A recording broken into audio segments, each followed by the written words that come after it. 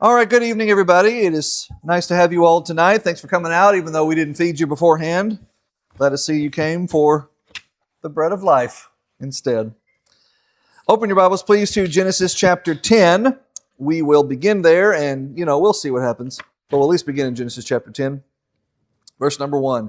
We have finished the flood narrative, and we finished the very immediate aftermath of the flood when Noah and his sons get off the ark. That was chapter 9. And now what we have here with chapters 10 and 11, with the exception of one big moment, one big event that is chronicled at the opening of chapter 11, most of 10 and 11 is just kind of Moses resetting the table and setting the stage for how he's going to shift the narrative and shift the focus of the writing completely over to one particular family. We have been very big picture for the first 10, 11 chapters of Genesis.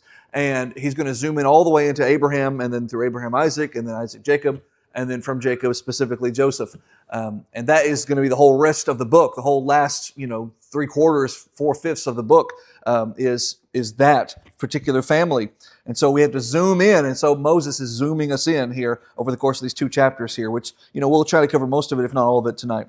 Genesis 10:1. Now these are the generations of the sons of Noah, Shem, Ham, and Japheth. And under them were sons born after the flood. You can kind of treat that as like a big summary of everything you're about to read. You have these 3 sons, and everything else you're going to read is basically just, here is how we got from this one guy and these 3 sons to the whole world is now being repopulated, and from them is one family that is going to take center stage. And it all begins with this patriarch and his patriarch sons, Noah and his sons, Shem, Ham, and Japheth. And unto them were born sons, so get ready, let's all just settle in, let's all buckle up. It's genealogy time. Verse 2, the sons of Japheth, Gomer, Magog, Madai, and Javan, and Tubal, and Meshach, and Tiras. Japheth has 7 sons. His clan is predominantly going to settle, if you're looking at, now listen, don't nobody make fun of my abilities to do this without looking at a map, but it's something kind of like, and then you got like that, and then like something like that, and then and oh, see, I'm over here is, well, this is not gonna be good. All right, so basically, and this is just not to scale. That's just not right at all. All right, that's you know what? I think I nailed it. So there it is, ladies and gentlemen. There is, yeah. All right. Mostly the sons we just talked about are going to be off screen. They're going to be if here's Israel, everything is going to be oriented relative to Israel, and these are going to be mostly north to the west and to the east, north to the northeast, north to the northwest of those we just talked about. All right. That's those sons. And the sons of Gomer, this verse 3, Ashkenaz and Riphtha and Togarmah, which always sound like Ninja Turtle villains every time I read them, but that's all that we have about them is just their names. We're given no other information. Why are they mentioned? Because this is not a fantasy novel where every character has to have a backstory and a reason for existing. This is history where people just are and just live. Verse 4. And the sons of Javan were Elisha, but not related to the other Elisha, Tarshish, Kittim, and Dodanim. Of those, a few names maybe jump out at you, one of which is Tarshish. That's the Iberian Peninsula. That's modern-day Spain. That's where Jonah is trying to flee to because God says, go to Nineveh, which is like here. And Jonah's like, nah, how about I go here? And then he gets swallowed by a fish here and gets spat out here and then goes there like God told him to. So that's Tarshish. But this is not Tarshish the place. This is Tarshish the dude who will settle in the place that will be named after him. The other name that may jump out at you is Kittim, which is Cyprus, which I don't even draw. My bad. So that's like the one that kind of looks like West Virginia, and then there's Crete, and then I may even have those flipped. I can never remember which one's east and which one's west. It doesn't matter. Kittim, Cyprus is there. So there you have like it is commonly thought, even though they haven't been named yet, they're going to be named. The Philistines came from here before they settled here. The cities of the Philistines, they had like 7 big cities on the coast. It is commonly thought that you have some migrants coming in from North Africa, migrants coming in from Greece, and they settle on Cyprus, and they intermingle, and they become a new race, and they sail over to there, and they settle here, and they become the cities of the Philistines, which is just a perpetual enemy of God's people early in the kingdom days of like Solomon, David, and so forth. So that's Kittim, Cyprus. Kittim is that. let me just pause real quick. What you'll often hear, and I'm just going to get this rant out of the way now so we can kind of speed through the rest of the genealogy. What you'll often hear is people will say Genesis, the book, was written by scribes in like the Babylonian exile period. So like the 500s, like late 500 BC, late 500 BC, 500 years before Christ. And in that period when Babylon was in exile at the time of Daniel and so forth, that's when the scribes compiled their history and they kind of reframed the history of their people as a way they could cope with being in exile, et cetera, blah, blah, blah. It's all a bunch of nonsense. It makes no sense. Like setting aside archaeology, setting aside anthropology, setting aside history and everything else that completely and totally validates the Bible as if nothing else being way predating the Babylon exile. The fact that there is a consensus that says Genesis was written by scribes in the Babylon exile is stupid for one very obvious reason, and that is the fact that we still read Genesis today. And nobody would read a book that was just dropped in the laps of an entire established group of people under the pretense of, this is your history, I just wrote this and here it is. It's actually secretly hundreds and if not thousands plus years old, and here it is now for the first time. No one's going to buy that. Let me explain that in another way. Let's imagine just some Yahoo shows up one day and he wrote a book called Abraham Lincoln Vampire Hunter, and he said, here's the actual history of the 16th president of the United States. This is your history. This is the history of Abraham Lincoln. He was actually a vampire hunter. We would see that person, we would say, no, he wasn't. You are insane. Get out of my living room. And none of us would accept it as history. We would all accept it as fantasy. And that's what it is. And it made a pretty mediocre movie. But years before that, it actually a pretty cool little book. Abraham Lincoln, Vampire Hunter. But nobody believes it's history because it's obviously not history. Some scribe did not show up one day in Babylon and say, look, here's the history of our people. It's real. It's authentic. No, it's not. You wrote it in your basement yesterday and then no one believes it and it's lost to history, as so many other fake history books are. This book has stuck around because it has always been understood, it's always been recognized as historic. So yes, we're going to read a bunch of names, and yes, we're going to wonder why. And the reason is because it's not fantasy, it's history. And history is full of people whose only claim to fame is they were related to other famous people. Verse 5. But these were the isles of the Gentiles, divided in their lands, everyone after his tongue and their families and their nations. This is not the last time you're going to read this expression. The nations were divided. What's that mean? You'll find out in chapter 11 at Babel. Verse 6. So that was Japheth. Now the sons of Ham, who are Cush and Mizraim and Put and Canaan. I know it's spelled P-H-U-T, but it's pronounced Put. So Noah's other son, Ham, has 4 sons. May have he had more than 4 sons? Yeah. But there's only 4 sons named because that's just how genealogies are. You name the top 4, you name the big ones. In this case, these 4. Cush is commonly thought to be,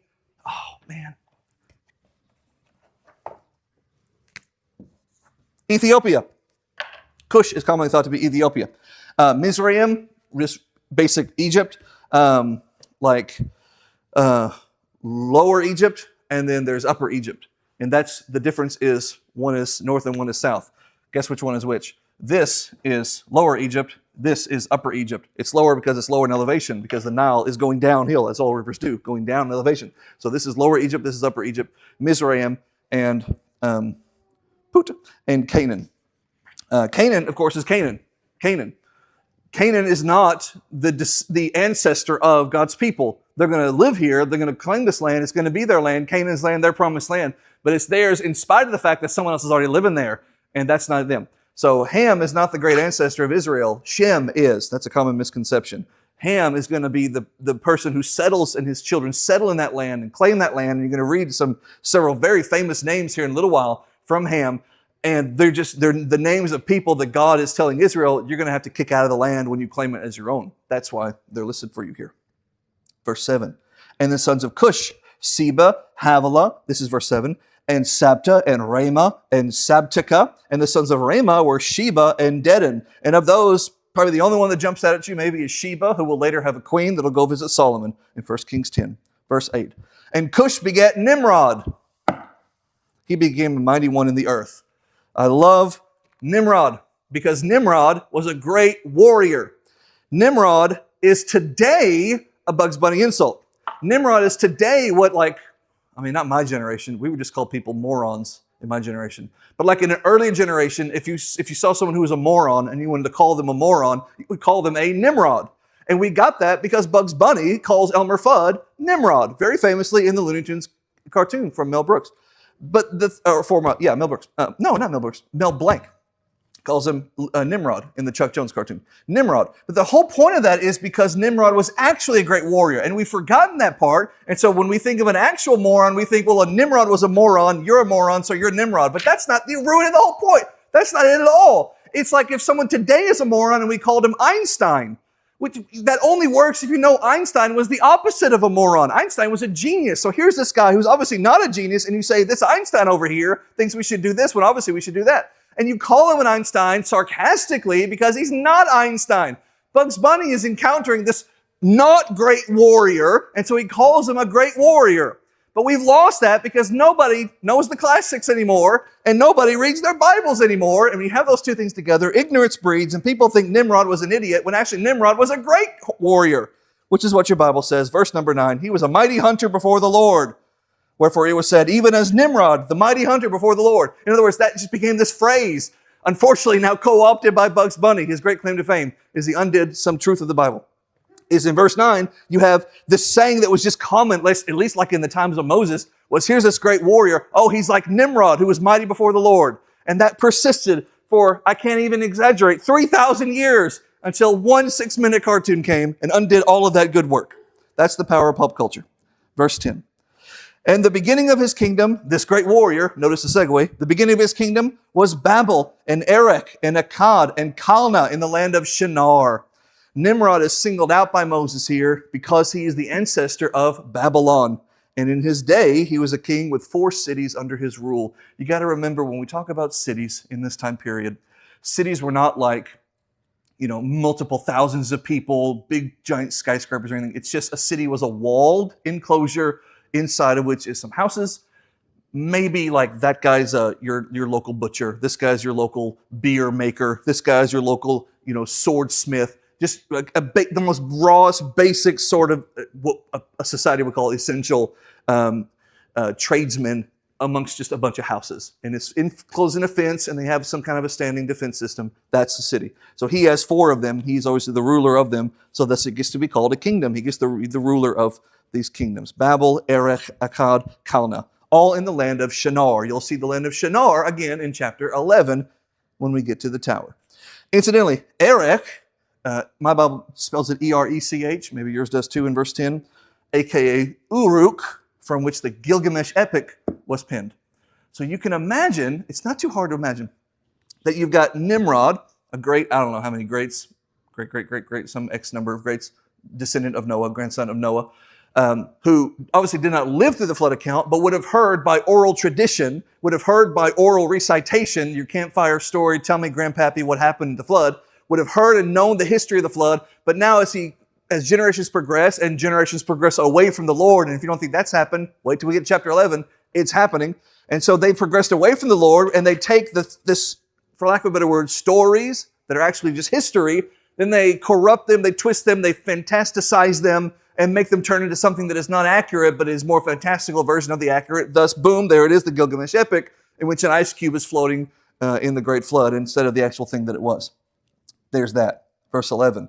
Out of that land, Shinar, went forth Ashur, who built Nineveh and the city of Rehoboth and Calah. Ashur, the future Assyria, Ashur, were founded there. Nineveh, its great famous capital. All these in that region, all these relevant to God's people. In Moses' day, relevant because they're like the major geographic markers to their east. Here they are, and it's like, I really compressed it. Like, this is Tigris and Euphrates, and it's like, hereabouts in Iran or Persia, hereabouts. So Assyria and Babylon there. So like this, it's famous geographic markers for Moses to say, because right now Moses is camped, and I didn't even draw it. There's the Jordan River. They're all camped right around here, about to go in and take Jericho. And so Moses is giving them Deuteronomy, and he's giving them the scrolls of Genesis for the first time, and they're reading Genesis for the first time. And so he's orienting them. Over there is where Assyria came from. And Babylon, over there is where Babylon came from. And it's just like Babylon at the time of Assyria's dominance, which was not yet Moses' time, was just a city-state. It was a vassal state to the bigger Assyria. But still, these are major cities, major locations, major marks on the map that he can note. It's just ironic maybe that in a few centuries after, it's going to be even more significant to them because they're going to be in captivity there, but that's neither here nor there. Verse 13. In Mizraim, there's Egypt. Mizraim beget Ludim and Anamim and Lehabim and Nephtuhim. So these are the other sons of Ham. Significance here, Ludim is commonly thought to be Libya. That's just to the west of Egypt, northern Africa, and so forth. A relevant geographic marker to the people who recently came out, at least one generation ago, of Egyptian bondage. Verse 14. And Pathrusim and Kazluhim, out of whom came Philistim and Caphtorim. I sure hope that your Bibles have the same spellings as mine. Otherwise, you're probably struggling to follow. But hopefully they're all spelled the same, relatively the same, at least. Like in verse 14, you have Kazluhim, out of whom came Philistim, the Philistines, which now we're jumping way ahead, but just because I'm thinking about it, when the Romans eventually take over this land, when Rome conquers, they will rename this region Palestine, Philistine, Palestine. That's the etymological connection between Philistine and Palestine.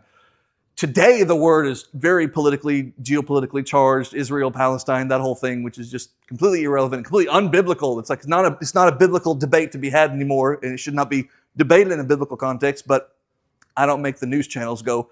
But that's where the origin of Palestine is. It's just simply a Latinization, modernization of an old word, a Philistine. It has no actual blood connection at all to the Philistine people. It's just a word that the Romans slapped on there. By the time the Romans came along, there were no Philistines anymore. They just, I guess, liked the way it rolled off the tongue. So there's that. 15. And Canaan this is Canaan the person, begat Sidon his firstborn, and Heth.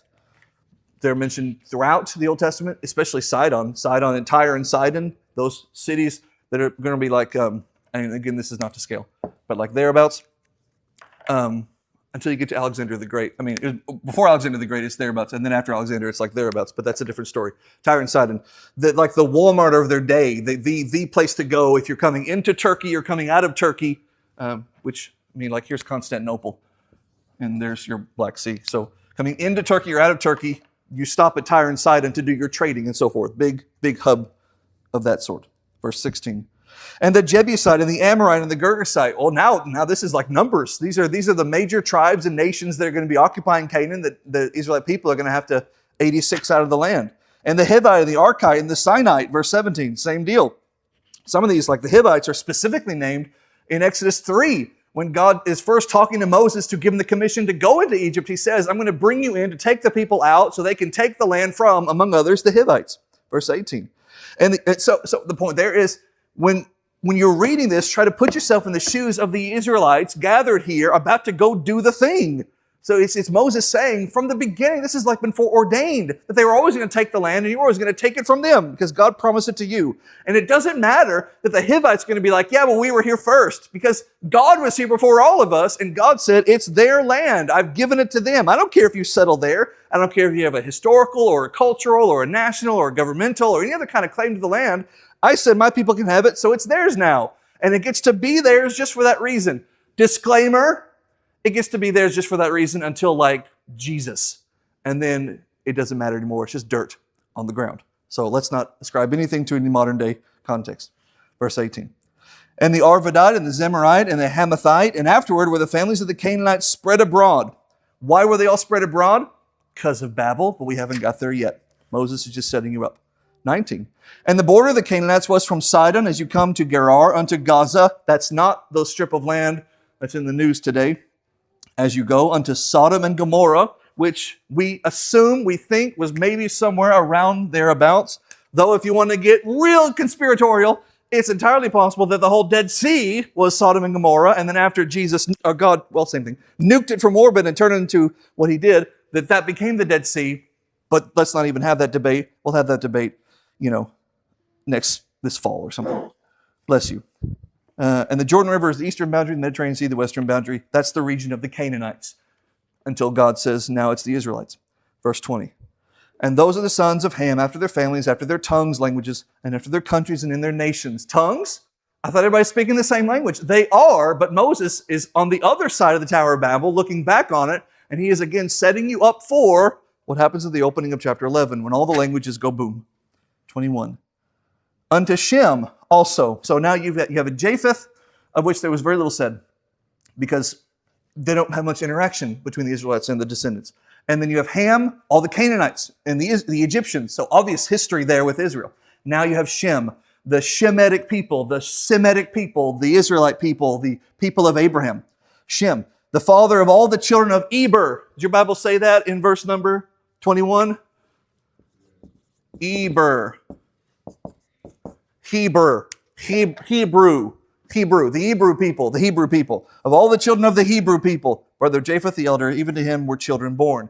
When Abraham, who is, again, this is not to scale, but he's somewhere over here in Ur of the Chaldees, and he basically takes the journey across the Fertile Crescent, stops at Padan Aram until his dad dies, and then he keeps heading back down, and then he crosses over the Jordan River. As he crosses over the river, the people call him the one who crossed over, which in their tongue is Heber, the one who crossed over.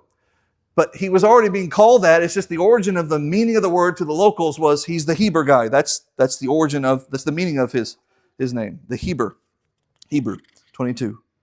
The children of Shem, Elam, and Asher, and Arphaxad, and Lud, and Aram. Previously, we had a mention of Asher, Assyria. But here we're told the descendants of Asher migrated to that land, and they eventually blossomed into what will be the dreaded Assyrian Empire, which wasn't even a dreaded Assyrian Empire at the time of Moses' writing, but I digress.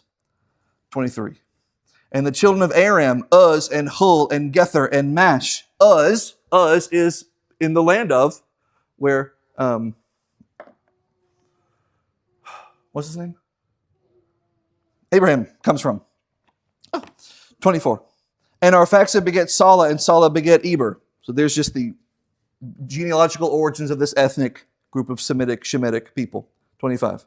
And unto Eber were born two sons, the one of whom was Peleg, not Pegleg, Peleg, for in his days was the earth divided. What's that mean? Is that talking about when the continents split from Pangaea into all the continents? No.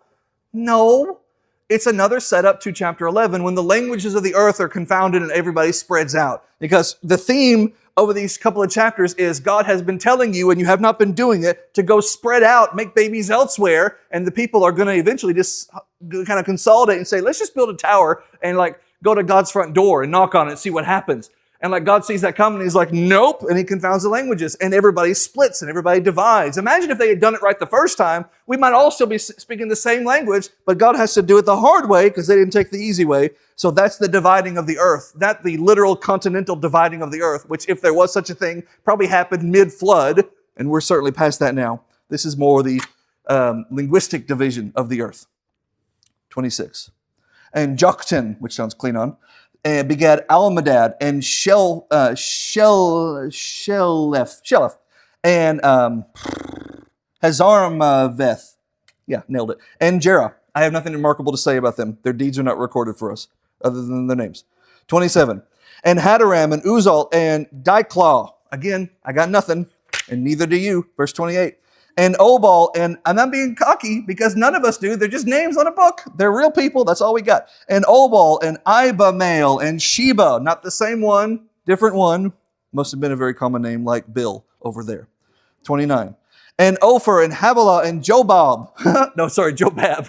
Jobab. Jobab is your cousin down the street. Jobab is the guy from the Middle East. All these were the sons of Joktan. I got nothing. 30. And they're dwelling. But why are you reading it then if you got nothing to say? Because this part is Bible. Me and making my stupid snide comments is not Bible. This part's Holy Spirit. So it's owed at least being read aloud. This may be the only time you ever have it read aloud to you. Because most Bible teachers are like, oh, I only got 13 weeks. I'll just hit the highlights. I ain't doing that. We're reading it even if I got nothing to say about it because God put it there. 30.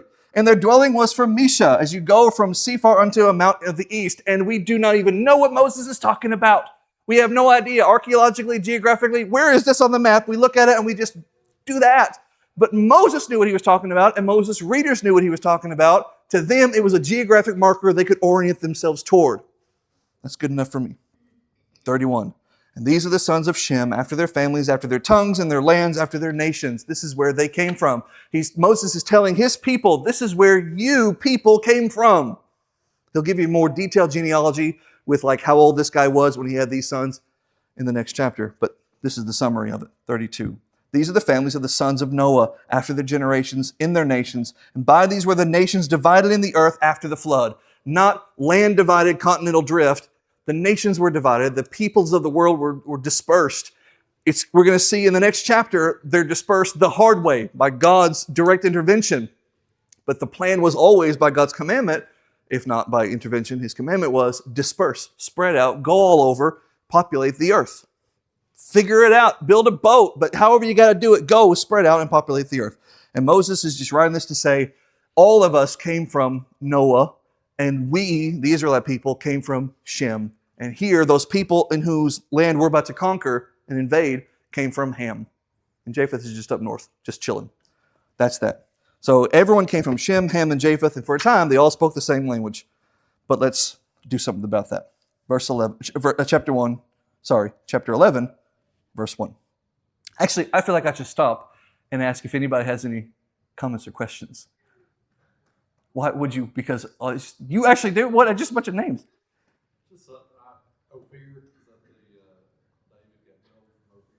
Yeah, that's right. That is a name mentioned, like in the Psalms, Isaiah. It's mentioned there. Not a he, by them it's a people and a place with a lot of gold reserves and gold deposits. Yes, thank you. I probably had that written down and just didn't read it because I didn't pay attention. Yes, thank you. Very good. Ophir, a lot of gold there. Probably not any gold there anymore. But in the time of Moses, he's saying, "Hey, look, that is there." Anybody else? Chapter 11, verse 1. And the whole earth was of one language and one speech. In the beginning, what need was there for multiple languages? Am I right? In the garden, man had whatever language God gave them and implanted in them at the point of the creation, specifically Adam. Like Adam was Adam was made fully formed. And that's more than just his age. It's more than just his physiology and his biology. His brain is fully developed. He has implanted within him and within his consciousness a fully formed vocabulary. Like, how did God pull that off? Well, he is God. That's how he did it. Don't ask me for the details. Ask him when you get there. So he makes Adam fully formed. He has a language. He makes Eve, presumably same deal. But then comes Cain. Let's forget about him. Abel, obviously gone. And Seth. I guess we should include Cain because he's going to go off and have his own little short-lived lineage of his own. What language are they speaking? They're speaking the language of Cain, which is what? The language of Adam. And here comes Seth and his descendants. What language are they speaking? The language of Seth's daddy, who taught him to speak, and mom, who taught him to talk. And so that's their language. What language was it? I don't know. It wasn't Hebrew. It certainly wasn't, the royal English. It was some language that's been lost. It's some language that has been diluted and lost to whatever language was preserved, if it even was, after this Babel incident occurs. So it was just whatever spoken language they had, that was the only language they needed, and they only needed one because there was just one people. It would make no sense for them to be multiple ones. However, I say all that and I would just point this out. Moses doesn't have to write any of this. Moses doesn't have to include anything about a tower and God confounding languages. If he had left all that out, nobody would be sitting here thinking, gee, I wonder where the languages came from. We have all taken that for granted because we've all seen how languages evolve and how languages develop. Like the language that I'm speaking right now, I know I speak it poorly and I speak it way too fast and I don't have a good voice and everything, but it's still English, like it's still technically English, just others do it better. But you go across the pond to jolly old England, where the word English came from, English, they're speaking the same language, but it sounds very different. And not just because my dialect is mine and my slurring is mine and my bad armature and my language and my tongue is mine. Not just that. But like the words that we use over the course of the hundreds of years we've been detached from them, our languages have evolved. What do you call those little colorful hard candies that you put on birthday cakes? Starts with an S, ends in prinkles. What do you call that? Sprinkles? Right, sprinkles. What do they call sprinkles in England? Does anybody know? Hundreds and thousands.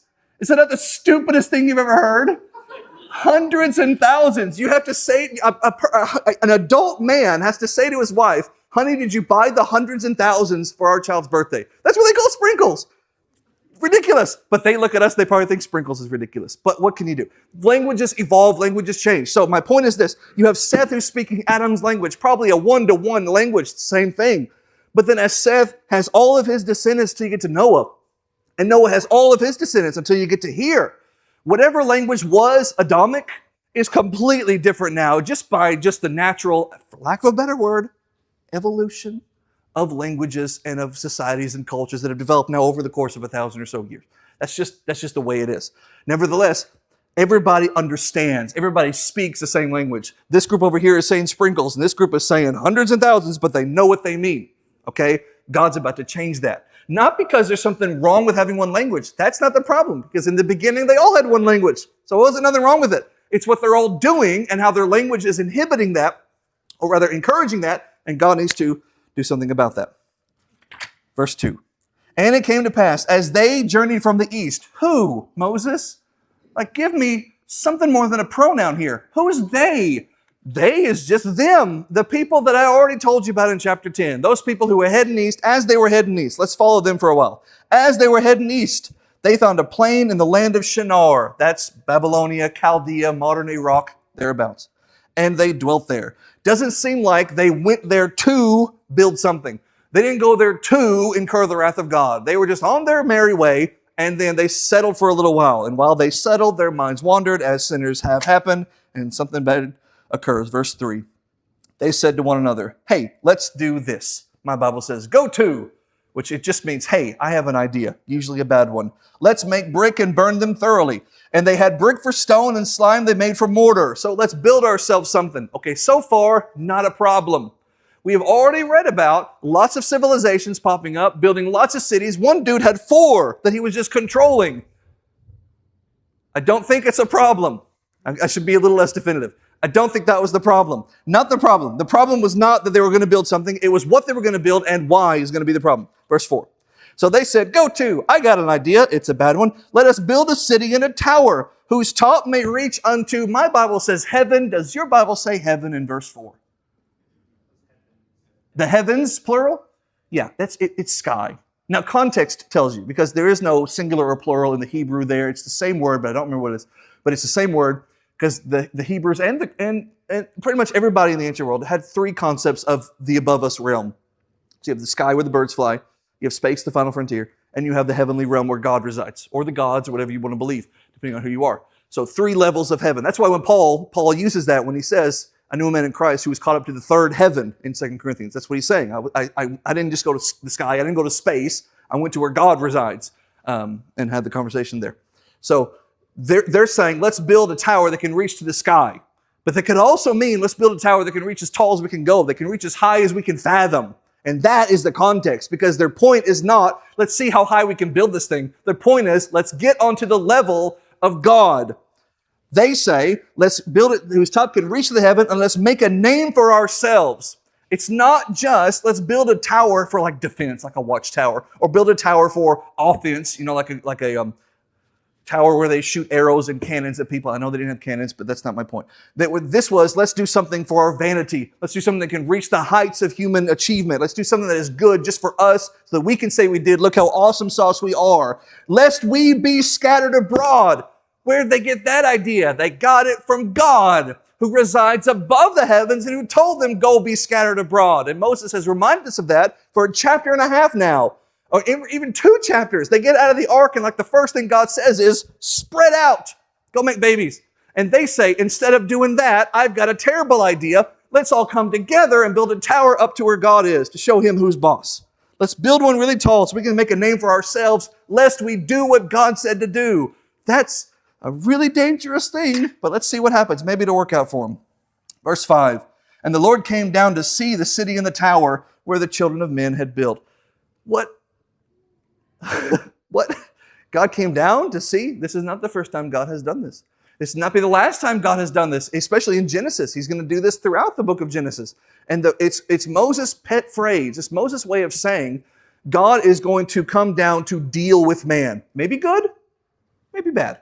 But whatever it is, God is going to come down to deal with man. If he's going to come down to bless, God will come down to bless man. If he's coming to curse, God is going to come down to curse. Here, God has come down to see this thing they've built. He's already seen it from his heavenly dwelling place. He's come down to do something about it, to see what the children of men have built. 6. And the Lord said, this is God speaking within himself, a triune being, and a 3-aspected singular divine being, Father, Son, and Spirit, however you want to describe that. The Lord says within himself, behold, the people are like one people, and they all have the one language. And this they are beginning to do. And now nothing will be restrained from them, which they have imagined to do. So is God just like anti-ambition? No. we've already been given the thought process and the motivation of these people. Their motivation is, let's reach God's level. Let's show how much we can defy the command of God to spread out. Let's do the exact opposite in the most grandiose way possible. Let's make a name for ourselves and show all of history. We are the ones who said no to God. That's what we're going to do. Hooray for us. And God said, if we don't do something about this, they're going to build them on. They're not going to reach heaven, capital H heaven. God knows that. But they're going to do, if I just sit back and let this happen, they're just going to let this happen. They're going to do this, and they're going to just stand in perpetual opposition to me. Very similar to the inward conversation he had within himself at the Garden of Eden. If I let man stay in the Garden of Eden, he will continue to eat from the tree of life. He will continue to live forever, but in opposition to me. And that cannot stand. God cannot, by his nature, cannot just let you be in sin without him doing something about it, either immediately or eventually. And God does it usually immediately in the Old Testament to set the principle that if he hasn't done it yet, he will do it eventually. And so here, God's about to do something immediately. So God says, go to. I've got an idea. In other words, this one is always a good one. God says, go to. Let us go down there and confound their language, that they may not understand one another's speech. As I say, Moses doesn't have to write any of this. He could have left this as just, where do languages come from? Well, obviously, dummy, languages just evolved naturally. These people moved over here and began saying this word. These people moved over here and called it by a different word just because that's how languages are. But Moses injects this account, not a story, account into the text because there is an answer for it. There is an explanation. What happens is supernatural. And so Moses says, I'm going to tell you what happened because this is supernatural. There's a reason why, and it's not just because of natural development. Something instigated this. And then from there, digressions and dilutions and diversions of languages evolved, for lack of a better. So God says, I am going to make something supernatural happen that will confound their language. He speaks within himself. Incidentally, this is I think only the third time he's done this so far. He will do it a fourth time much, much later. First time was, let us make man in our own image. Later it is, what are we going to do with man? Let us drive man out. Here, let us confound their language. You won't get the next one for many hundreds of years, and it will be, unto us a child is born. So the first time is God making man in his image. So it has something to do with man, his relation to God. The second one is man has abused that and defiled the image of God, and God has to do something about that. Here, man has defied the place that God put man in subjection to God. That, again, relation between God and man, God has to do something about it. And now, or at least the last time in Isaiah 9:6, is God himself becoming man, God making himself in his own image, becoming his own image. And so it still has something to do with God and his relationship with man. So each one of those times it appears, it relates to that. So let us make man, and let us drive man out, and let us confound the language, and unto us a son is born. We'll become one of them. So that's the multifaceted nature of God speaking within himself before he's about to go do something to man. Verse 8. Incidentally, once again, the first and the last time that phrase is used is God making man. Because you have in the beginning, God makes him. You have through Christ remade. And in the two middle times, it's punishment for sin. So he makes you, you defile yourself, you double down on defiling yourself, so God doubles down on making you by becoming one of you to save you, to make you like him again. Anyway, verse 8. So the Lord scattered them abroad. Moses doesn't give you the details. Like, how does he do this? It probably was just as quick as you see on the TikTok videos of the guys talking, and so all of a sudden he's speaking another language. So that is just as sudden as that. There was probably no booming thunder. There's probably no flash of lightning. There was probably no, I thought I heard it. There was probably no, swirling wind or anything like that. It was probably just they were speaking. All of a sudden they're speaking a language I've never heard before. I don't know what you're saying. And then there starts with frustration and then confusion, and then probably some angst, and then some depression, and then the people who all speak the same language all consolidate over here, and those who speak this language all consolidate here, and then eventually they form clans, they form groups, they form their own little circles, and then naturally, because they can't work together, because have you ever seen a bunch of people work together? No, you haven't. I've been in the government too. I've watched C-SPAN. We can't work together. So eventually they just go their separate ways. Oh, look, that's what God wanted them to do in the first place.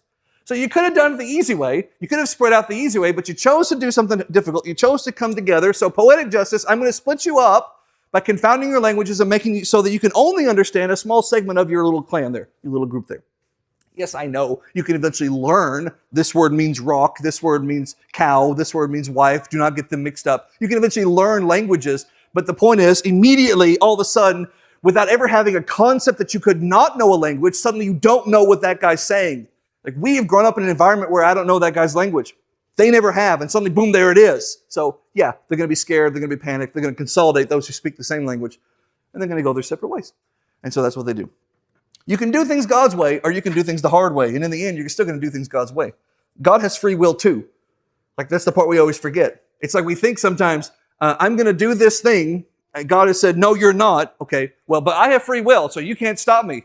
Well, God has free will too. And God's not going to like hijack your brain and prevent you from doing the thing, but God can curse you, and God can make it so that you're not going to want to do the thing next time, and God's going to do his own stuff. God has his own will, and he's going to enact it. And if God doesn't want you to do it, he's going to make you not do it, not by forcing you not to do it, but by putting something in your way so that you can't. And if you don't believe that's true, read Balaam and the donkey. He has his own will. Anywho, we're almost done. Verse 9, therefore the name of it was called Babel. Why? Because the word means confusion. And that's what God did. He confused or confounded the languages of the earth. And from thence did the Lord scatter them abroad upon the face of the earth. He's about to ring the bell. That's okay. It's verse 10 out of 32. So you think, you blew it. But I already anticipated that. I will even show you on my notes. I drew a little stop sign right there that says stop. So that I would know if I get to that point, he can ring the bell and I'll be okay. I can sleep at night. When we come back in 3 months' time, we'll pick up with Abraham. And so this 10 through 32 will just be a little teaser, a segue, and ease us back into Genesis to get from the genealogy of Shem's lineage to Terah to Abraham, Abram, and Sarai heading into the promised land. And then we start chapter 12 and the whole Bible changes. The whole book of Genesis changes. This was everything you just read for 13 weeks with me was just a glorified introduction. This was the first 6 minutes of The Lord of the Rings. Just a big bunch of history jam-packed into a little prologue. And now the real story begins. Well, account. It's not a story. Okay, that's all. Thank you for your attention. Thank you for your attention on this matter. You may go home.